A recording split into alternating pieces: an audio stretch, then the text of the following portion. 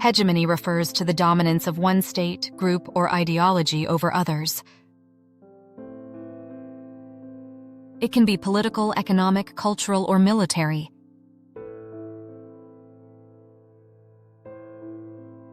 The concept was popularized by Antonio Gramsci, an Italian Marxist philosopher who explained how ruling classes maintain power not just through force, but by shaping beliefs and values. Types of hegemony. 1. Political hegemony.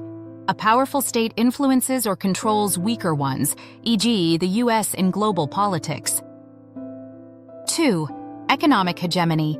A country or corporation dominates the global economy, e.g., China's manufacturing power. 3. Cultural hegemony. A dominant culture shapes global norms, traditions, and media, e.g., Hollywood's influence. 4. Military hegemony.